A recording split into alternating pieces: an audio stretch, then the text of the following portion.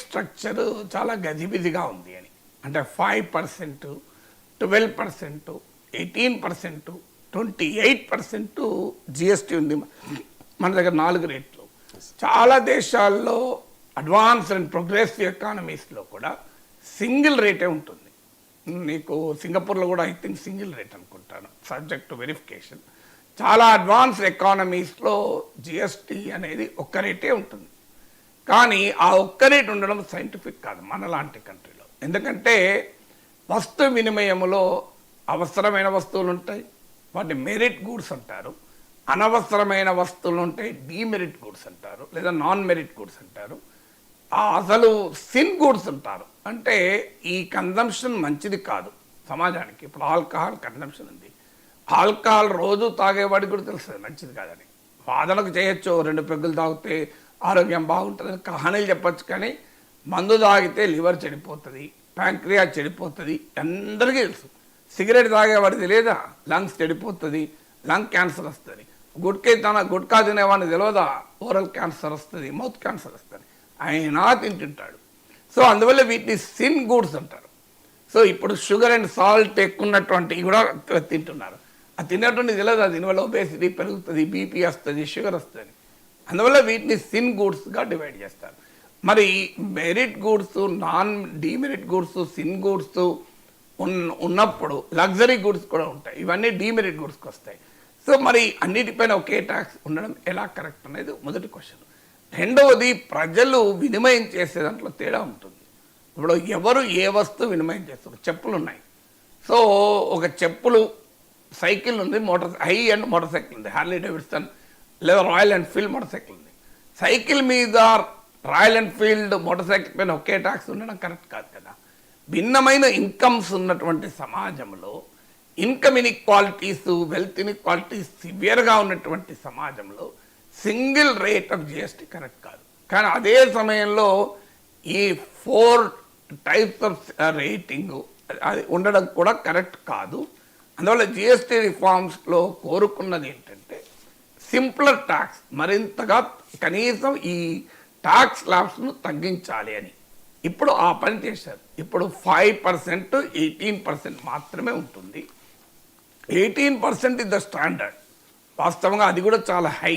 ఇప్పుడు ఈ రిఫార్మ్స్లో ఉండే ఒక ప్రశ్న ఏంటంటే స్టాండర్డ్ రేట్గా 18% పెట్టారు. 5% అనేది ఎసెన్షియల్ గూడ్స్ పైన 5%. So what is essential, what is non essential కూడా మారిపోతుంది, ఒకప్పట్లాగా లేదు. సో ఇప్పుడు ఈ 18% స్టాండర్డ్, 5% ఇది మీకు ఎసెన్షియల్ వాటి మీద పెడుతూ 2 రకమైన ట్యాక్స్ ల్యాబ్స్. ఇక సిన్ గూడ్స్ పైన 40% పెంచారు. అంటే 28% ఉన్నది కాస్త 40% అయింది. చాలామంది దాంట్లో ఎక్కువ వస్తువులు చేరుస్తారేమో అని. ఎందుకంటే ప్రభుత్వాలకు ఏంటంటే పన్నులు వేయాలన్నా గులగుల పెడుతూ ఉంటుంది, దురద పెడుతూ ఉంటుంది, ఎందుకంటే ఆదాయాలు వస్తాయి కనుక. సో అందువల్ల 40% పైన ఎక్కువ పెడతాననుకున్నారు. 40% పైన ఎక్కువ ఏం పెట్టలేదు, తక్కువ గూడ్సే 40%లో పెట్టారు. అందువల్ల మెరిట్ గూడ్స్గా అనుకున్న వాటిని, ఎసెన్షియల్స్ వాటి మీద 5% పెట్టారు. ఇప్పుడు ఉదాహరణకు మనకు షాంపూ, సోపు, టూత్పేస్టు, వీటిపైన 5% ఉంటుంది మనకు. ఇవన్నీ రోజు వాడుకునే ఎసెన్షియల్ ఐటమ్స్ కదా. సో అలాగే మీకు 18% మీకు స్టాండర్డ్ ట్యాక్స్గా పెట్టారు. దీన్ని 18% కన్నా ఇంకా తగ్గిస్తే బాగుండును అనే భావన ఉంది. ఎందుకంటే 18% స్టిల్ వెరీ హై స్టాండర్డ్కు. చాలా దేశాల్లో 7% ఈ రేంజ్లో కూడా ట్యాక్సేషన్ ఉంది, అడ్వాన్స్ ఎకానమీస్లో కూడా.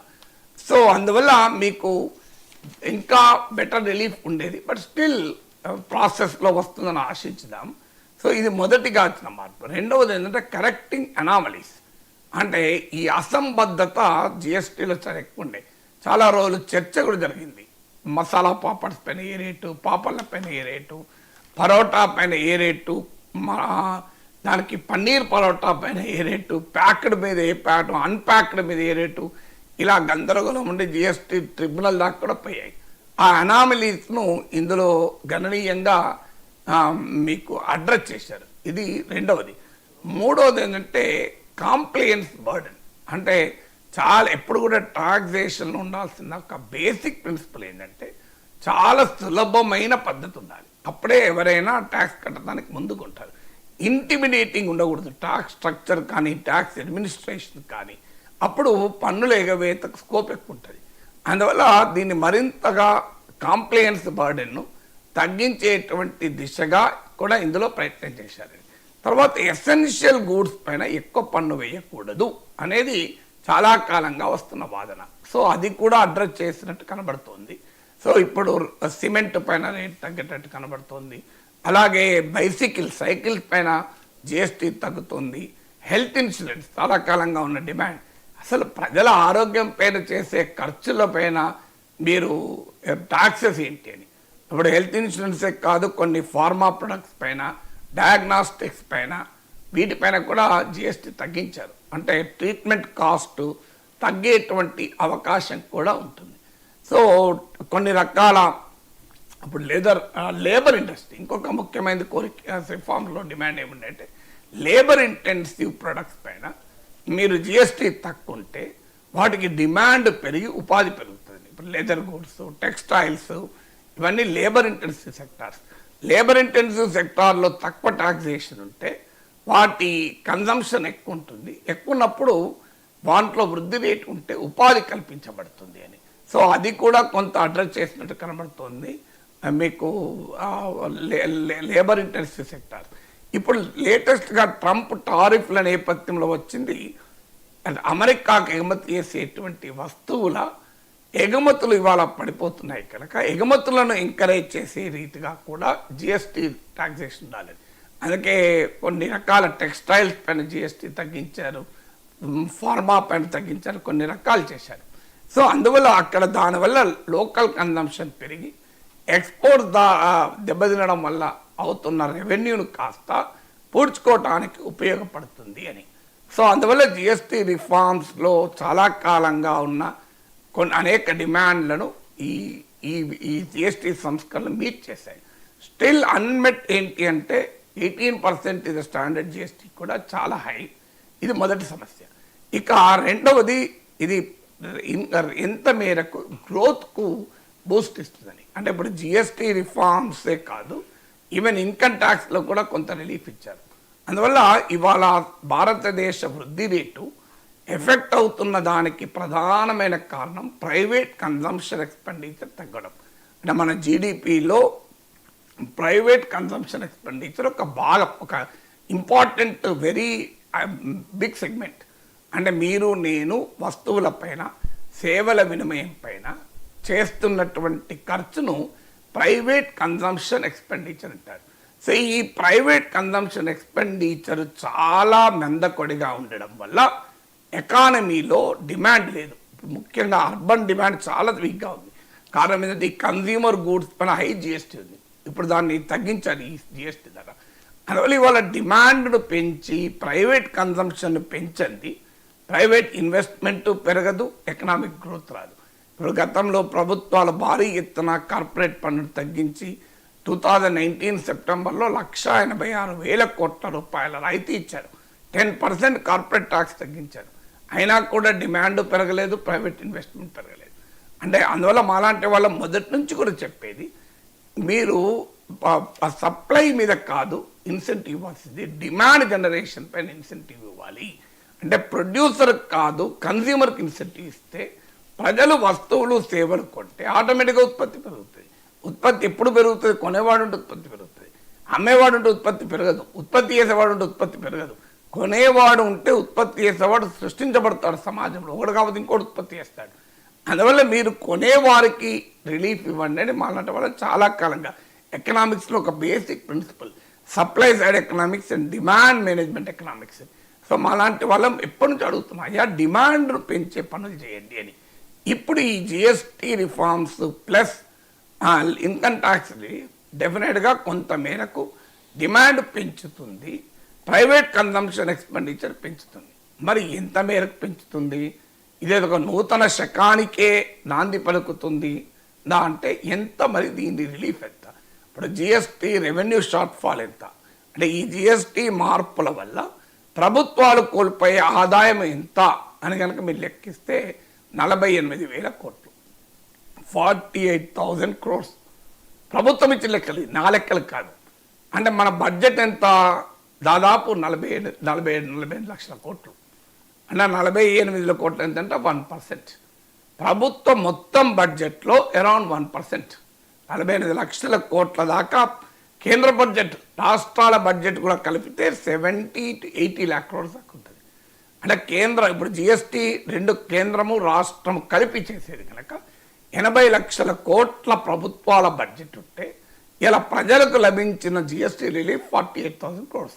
అంటే 0.5% ఆఫ్ ద టోటల్ గవర్నమెంట్ ఎక్స్పెండిచర్లో రిలీఫ్ ఇది. అందువల్ల దీనివల్ల మరి కొత్త శకం ఆవిర్భావం అవుతుందా అనేది మీరే అనుభవమే తెలుస్తుంది. అంటే ఈ రిఫార్మ్స్ వెల్కమ్ చేయాల్సింది, అనుమానమే లేదు. Too late and two little అవుతుందా, టూ లేట్ అండ్ సబ్స్టాన్షియల్ అవుతుందా అనేదే పాయింట్. సబ్స్టాన్షియల్ అవుతుందన్న దానికి గవర్నమెంట్ ఫిగర్స్ ఇప్పుడు 48,000 crores, ప్రభుత్వం ఇచ్చే లెక్క 48,000 కోట్లు.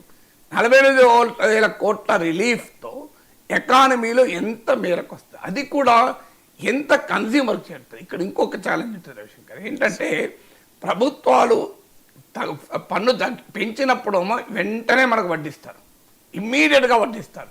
మేము ఏదైనా హోటల్ పోతే మేమేం చేయాలంటే దోశ రేటు పెరిగిందంటే పెరగదాన్ని, మరి పన్నులు పెరిగినాయి కదా అంటాడు. పాల మీద పన్ను ట్యాక్స్ వెంటనే పాల రేట్లు పెరుగుతాయి. కానీ మన అందరి అనుభవం పౌరుంది, పన్నులు తగ్గించినప్పుడు మాత్రం వెంటనే తగ్గాయి, పెరిగినప్పుడు పెంచుతారు, తగ్గించినప్పుడు అది పర్కులేట్ కాదు. ఇప్పుడు అందుకే గవర్నమెంట్స్ పైన ఉన్న మరో బాధ్యత ఏంటంటే మీరు ఆదాయాన్ని కోల్పోయి పౌరులకు మేలు చేద్దామని చూస్తున్నారు, కానీ అది పౌరుల దాకా చేరుతుందా అనేది ఒక పెద్ద క్వశ్చన్ మార్క్. సో అందువల్ల ఈ 48,000 crores ఒకవేళ ప్రభుత్వం ఇచ్చిన జిఎస్టీ రాయితీ, ఇప్పుడు ప్రభుత్వాలు, ఎందుకంటే ఇది కేంద్రము రాష్ట్రం కలిపి ప్రభుత్వాలు ఇచ్చిన మొత్తం రాయితీలు ప్రజలకు చేరినా 48,000 కోట్లే. ఇది మన జిఎస్టీ 4 లక్షల కోట్లు, కేంద్ర రాష్ట్ర ప్రభుత్వాల బడ్జెట్ నేను 4 లక్షల కోట్ల డాలర్లవి. జీడిపి పక్క పెడదాం, ప్రభుత్వాల ఎక్స్పెండిచర్తో నేను మీకు పోల్చి చెప్పాను, 80 లక్షల కోట్ల బడ్జెట్ ఉంటుంది కేంద్రానికి రాష్ట్రానికి. ఈ రిలీఫ్ ఇప్పుడు తర్వాత మీకు 5 టాక్సేషన్ చూద్దాం. జిఎస్టీ ఇదివరకు ఉన్న ట్యాక్స్ రేట్ 5%, 12%, 18%, 28%. సో ఇప్పుడు పోయింది ఏంటి, 5% పోయింది, 28%, సారీ 12% పోయింది, 28% పోయింది, 5 and 18 అట్లే ఉంది. ఈ పోయిన 12%, 28% నుంచి జిఎస్టీలో ఎంత షేర్ ఉంది అది చూస్తే మనకు ఇప్పుడు రిలీఫ్ ఎంత అర్థమవుతుంది. దేశంలో వసూలవుతున్న మొత్తం జిఎస్టీలో 7% మేరకు, 7% మేరకు 5% స్లాబ్ నుంచి వస్తుంది. ఇక మీకు 12% నుంచి 5% మాత్రమే వస్తుంది. 12% స్లాబ్ నుంచి 5% ఇన్కమ్ వస్తుంది. 28% స్లాబ్ నుంచి 11% వస్తుంది. టోటల్గా మీకు 67% 18% పైన వస్తుంది. ఇప్పుడు 18% ఏమాత్రము డిస్టర్బ్ చేయలేదు. అంటే 67% ఆఫ్ జిఎస్టీ వచ్చేది ఏమీ చేంజ్ లేదు. 12% నుంచి వచ్చేది ఓన్లీ 5%. రిలీఫ్ వచ్చింది అక్కడే కదా, 12% ఎగిరిపోయి 5% అయింది. అది కూడా మొత్తం పోలే, కొన్నింటి మీద మొత్తం మీద, కొన్నింటి మీద 5% వచ్చింది. అంటే ఈ 5%లో 7% కదా మనకు వచ్చేది. 12% 5% అయింది అనుకో, ఎంత తగ్గింది, 7% తగ్గింది. 12% జిఎస్టీ నుంచి వచ్చే టోటల్ జిఎస్టీ ఇన్కమ్ ఇది ఓన్లీ 5%. 7% 5% ఎంత, 0.35% అవుతుంది. 0.35% మనకు అర్థం కావాల్సింది. ఇక 28% నుంచి 11% వచ్చింది, అది 18% తగ్గింది, ఇంకో 10% తగ్గింది. ఎంతది, 10% ఆఫ్ 28%, 10% ఆఫ్ 11%, అంటే 1.1. ఈ 1.1 3.5 కలిపితే 1.45% రిలీఫ్ వస్తుంది. అంటే అంతకుముందు వచ్చే వసూలైన జిఎస్టీలో 1.5% తగ్గుతుంది. అంటే 100 రూపీస్ జిఎస్టీ మీరు కడుతుంటే ఇప్పుడు 98 రూపీస్ 50 పైసా కడతారు. ఇది నేను 2 రకాల కంపారిజన్ ఇచ్చాను. టోటల్ గవర్నమెంట్ ఎక్స్పెండిచర్లో భాగంగా జిఎస్టీ రిలీఫ్ ఎంత చెప్పాను, ఇప్పటి వరకు ఉన్న జిఎస్టీలో ఇప్పుడు వస్తున్న ఎంత అంటే ఇట్ ఈజ్ ఓన్లీ 1.45%. అది కూడా subject to percolating to the citizen. So అందువల్ల ఇది ఇంకా జిఎస్టీ రిఫార్మ్స్ చాలా ఎక్కువ చేయాల్సి ఉండే, కన్జంప్షన్ భూమికి ఇది సరిపోదు అనే భావన కూడా బలంగా ఉంది. కన్జంప్షన్ భూమికి ఇది ఈ మేరకు ఇచ్చే రిఫార్మ్స్ కేవలం టింకరింగ్ అవుతుంది, సబ్స్టాన్షియల్గా కన్జంప్షన్ పెరిగి గ్రోత్కు దోహదం చేయదు అని కొంతమంది అర్థశాస్త్రవేత్తల విశ్లేషణ. అనుభవంలో తేరాలి మనకి ఏమవుతుందని. ఇక మరో ముఖ్యమైన అంశం కేంద్రము రాష్ట్ర సంబంధాలు.